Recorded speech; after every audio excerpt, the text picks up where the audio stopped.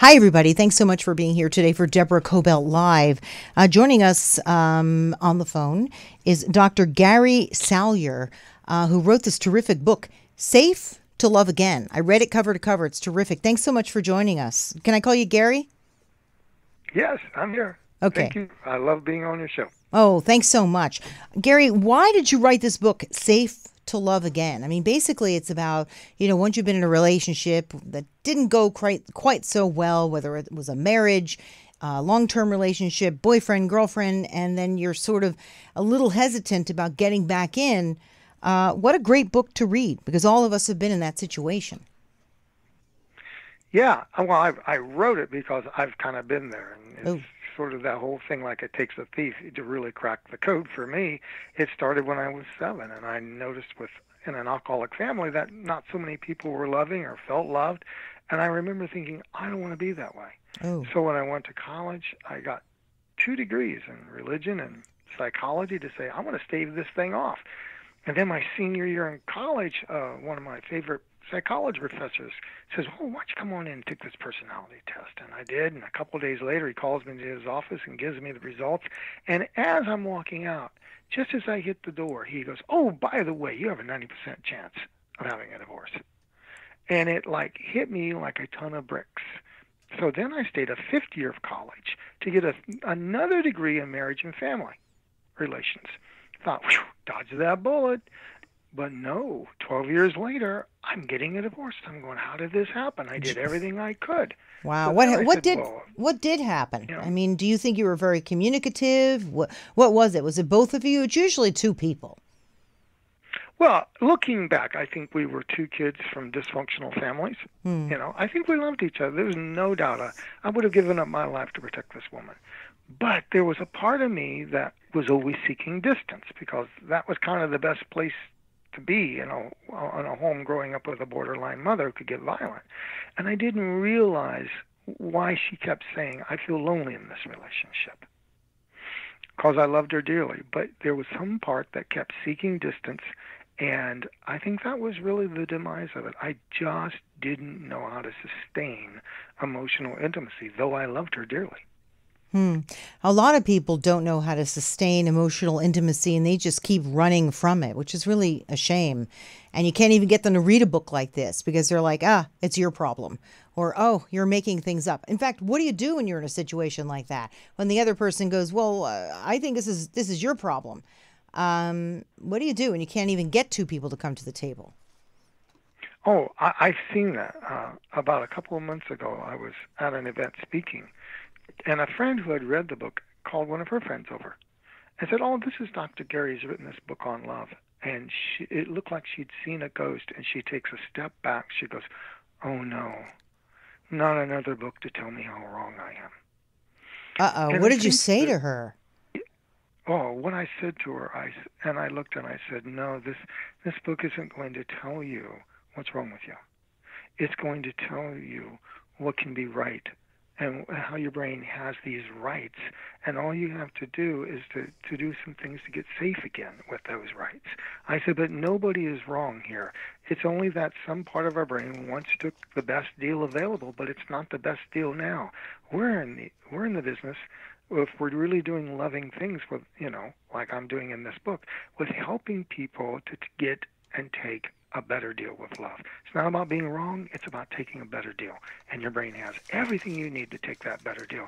So there's nothing wrong with you. Well, I like how you That's what I talk told her. in the book.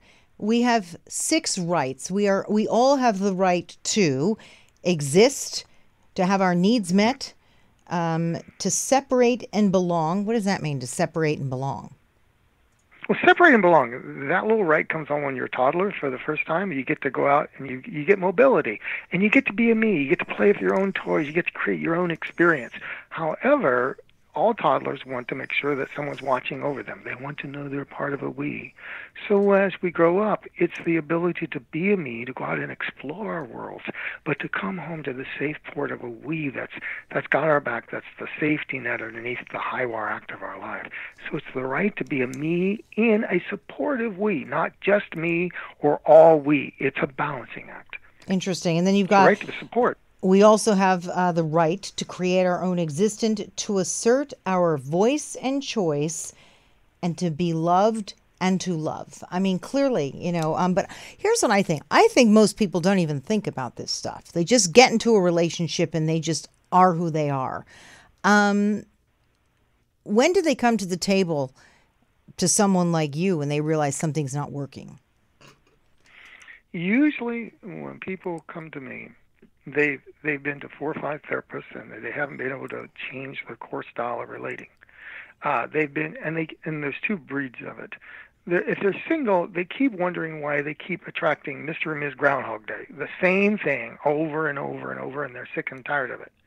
Or they're a couple, and they keep wondering, why do we keep having these same arguments? It's the same argument over and over, the same issues, or the same distancing move. It's Groundhog Day, and some part of our soul gets weary, and we get tired of it, and that's who comes in.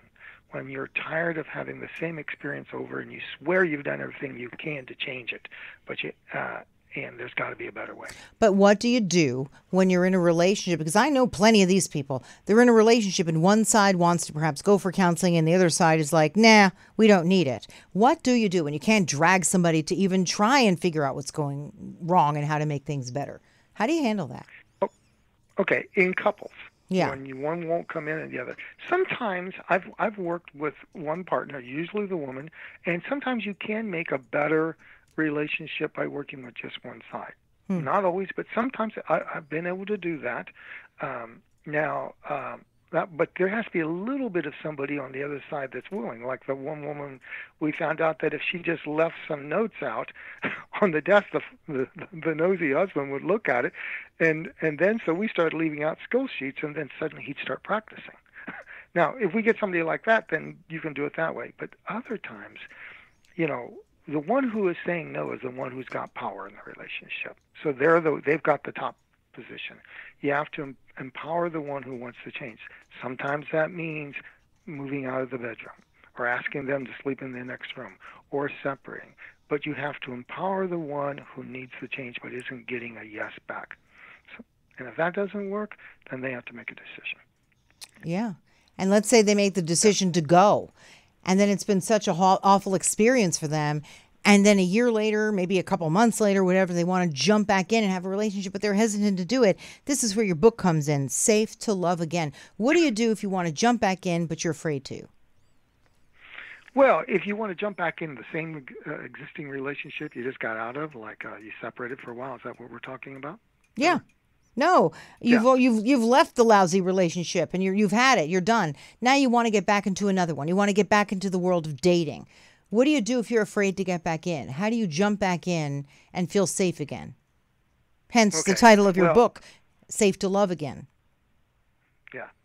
You have to go and do the deep work. Whatever you've been creating in a pattern, like in a relationship, where most people look back at a marriage or a relationship and they can see there's probably been that same pattern before, especially in childhood. It's going back and doing the deep work. For instance, if someone is in a relationship with a taker and they realize they've been with a lot of takers, they probably, if you read the book, don't have a right to reach out and have their needs met. They weren't given the feeling of worthy and nourished. So if they don't have a right to have their needs met, some part of their picker is going to find someone that won't meet their needs. And then they'll find someone else who will do the same thing. What you have to do is you have to go deep and help their brain and their whole body feel worthy and nourished, so they have a right to reach out. Then when they feel worthy people don't choose people that make them feel unworthy. If it was disempowered people will find someone who will disempower them, but empowered people don't. So it's restoring these 4 feelings and these rights so that our brain and our picker and our attraction center in our brain starts picking people who resonate, who will give back to us our rights. That's why I say in the book, you're not looking for Mr. Right or Ms. Right. You're looking for Mr. Rights, Ms. Rights, the one who reflects back all these beautiful rights I talk about. That's the person. You got to give yourself the right to have that. That's some deep work that I talk about in the book. But it's essentially having a brain that feels welcomed, worthy, cherishable, and empowered. That brain goes out and picks really good partners creates really good relationships. That's kind of the heart and soul of the book, Are restoring those factory settings. are most people thinking this way, or are they just jumping back in? Because I think a lot of people think they're just fine. It's somebody else's fault. Do you know what I mean? And at least those are some of my friends who've been divorced or separated, or they just can't get their relationships in order. I could always see it right away, and then a couple of years passes, and wouldn't you know it? Um, that's what I mean. A lot of times people think they're okay, that it's somebody else. I mean, are a lot of Oh, people? that's. Go ahead. Go ahead. Are a lot of people That's really? an easy one to run. Are a lot of people really even thinking about it? Does that make sense? Yeah. No, at first they don't. And I think when people have been through one or two divorces or painful breakups, they tend to say, it's on the other person. But if they're anything like me, and I've had people on my stage, I've had clients, when I went through two divorces, and then it was about the third painful breakup after that, I can still remember sitting. She had broken up with me the day before, and I remember shaving that next morning. And when I looked at myself this time, I said, this is like the fifth or sixth time this has happened. And there's one common denominator, Gary. And and that's you. It's until people get that realization that they're the common denominator, usually it takes a little more experience, a little more pain. That's when they come in. It's easy to say, oh, it's all men, or it's all women, or this, or it was just bad luck, or it was just incompatibility. It's not incompatibility. That's not a predictor of lasting per se. It's what's going inside of you that says, I don't feel worthy, so I can't pick people that make me feel worthy, or I make them feel unworthy. And that doesn't work in love. Or I don't feel empowered. I can't speak my voice. I can't create my own experience. And so I will disempower them too. Those are the things that lead to the demise of a relationship. We give the wrong things, we take the wrong feelings. Can you find love at any age? Oh, absolutely. Absolutely. A lot of people are afraid. This whole idea that there's love is just for the young, that's bogus. Yeah. Who is more willing to come to the table to make changes, men or women? I mean, I pretty much know this answer, but since you're the expert. It's women. Yeah. It's women. And I hate ratting out my brothers like that, but I think men need to get to be more conscious. We need to have, if you're a man out there, you have a right to have your feelings. You have a right to work with your feelings. The most manly thing you can do is face up to your feelings. It's not a dragon. It's just your feelings. Yeah. You talked about the generation without a GPS for love. What's that? Well, if you look at the modern dating season right now, you have these apps, you have websites, and what that's preloading is, can you pick from a huge long list of what you want? Like if you're a woman, I want him 6'2" and looks like George Clooney, and a doctor or a lawyer, and oh my God, he's read Dostoevsky, he does Pilates. Well, and we think if we get all these compatibility things checked off, we're going to find true love. That doesn't sound compatible to me. That just sounds like somebody is looking for a ticket. At least modern women today, especially younger people, women have their own thing going. Thank God. They don't have to rely on somebody to take care of them. That's, to me, the biggest thing. Just watching my mom's generation, my generation, we're the working generation, and younger people now, they don't need anybody to take care of them. That to me is fantastic. Do you know what I mean? I think. Oh, it is. I love it. That's empowered. We like that. We like that. That's empowered with choice. We love it. Yeah. The app thing, you're not really in favor of it. I've been on more apps with my friends. I'm helping them look for stuff. We're swiping left. We're swiping right. Nobody ever is who they seem to be when they go to meet them for coffee or whatever. Are you in favor of it or not? Well, no. And one woman wants to get swiped off her feet. She wants to be swept off her feet, not swiped off her feet. That's a good one. I love that. Nobody wants to be swiped off their feet. That's funny. No, and there's just there's some very things, like, for instance, there's this thing called avoidant attachment, there's it's a style of love where you're always trying to keep distance. To be honest with you, the internet and internet dating and things like these apps like Tinder it's like a gift from the gods for people who want to be able to have just a little hit of connection with a lot of distance. And in fact, uh, like for instance, Tinder, a lot of avoidant men and sometimes women go on these apps like that. There was one study done a few years ago by a British research group that found out that 42% of men on Tinder were married. Ugh. So it's true. You can find a husband on Tinder, just somebody else's. Um, and that's avoidance. And that drives people nuts because we don't want someone to contact us and then text us endlessly. We don't want someone to ghost us. We want someone who makes a congruent, attuned response. So glad to meet you. I talk about welcomed with joy being one of the keys for feeling loved. It's the gateway to love. Well, what does ghosting do to that? What does endless texting do to that? There's no welcome with joy. You can't even get past first base with some of these apps in terms of the way people treat other people. And we really need to do better because it's a horrible way to treat each other. So, okay, a couple questions, briefly. So, you've had a lousy relationship, or two, or three, or four, but you're saying, you know what, I'm going to give it another try. How do you jump back into the whole scene of trying to date and meeting somebody? Briefly, what do you do? Well, I am a firm believer in doing your work. Look at your patterns, find out. And if there's a pattern, you need to work with someone to find out what good thing your brain is getting from having that pattern. No matter what we do, no matter how painful it is, at one point in time it was the best deal available. For instance, I've had single women say, "Oh, I don't want to get back in. I'm too scared. I could lose myself." But so they have to find out what good thing came a long, long time ago when losing themselves was the best deal, probably at 4 or 5, right? I can, maybe a dominating mother or father or something like that. But if we can upgrade that, if we can give that old security memo an expiration date so that it's okay to be oneself in a relationship, then love doesn't look so scary. I think we face our fears and then we honor it by finding what good thing it was trying to do and then just give it a better deal.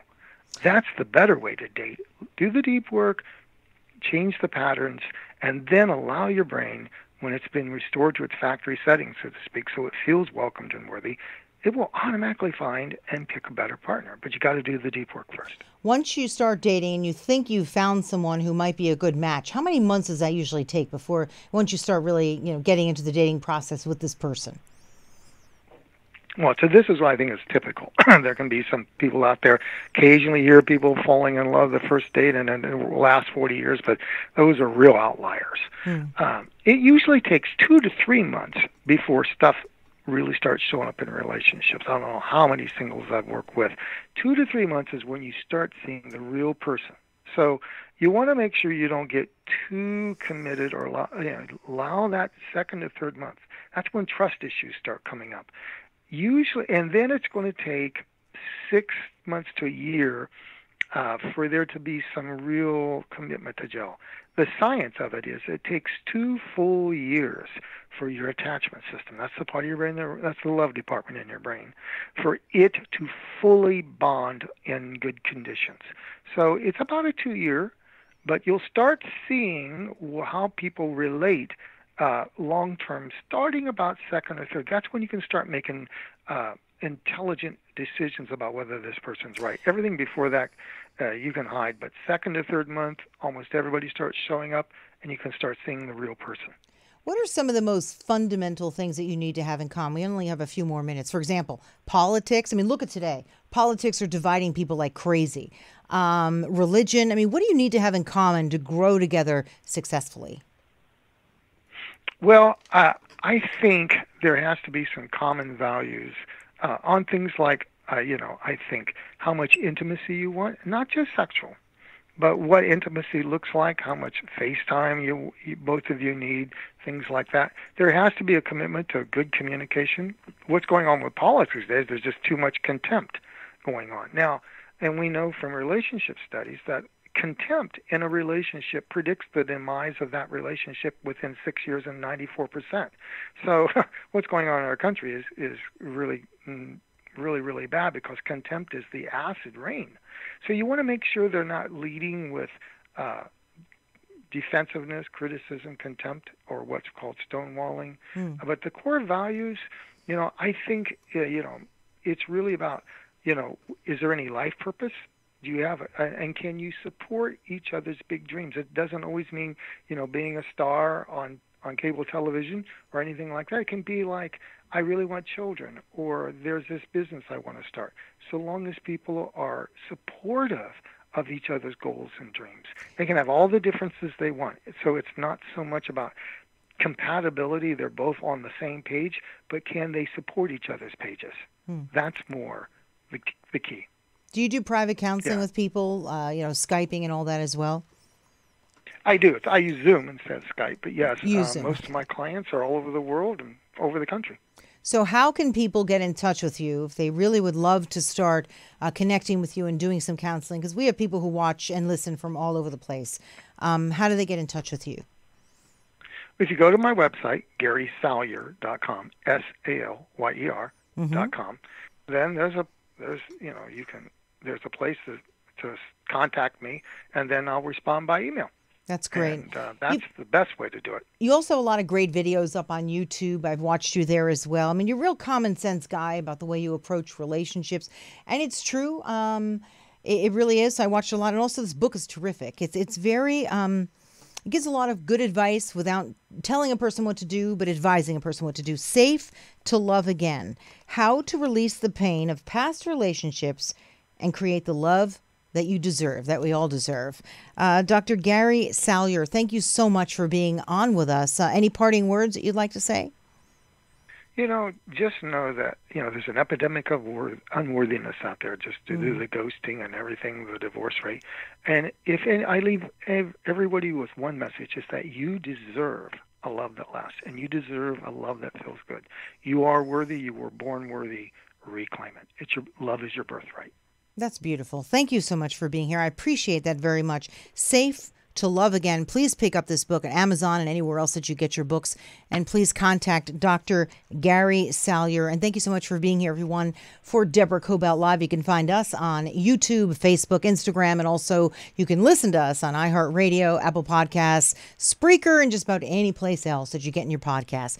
Thank you so much for being here. Please pick up the book, Safe to Love Again, and we'll see you next time.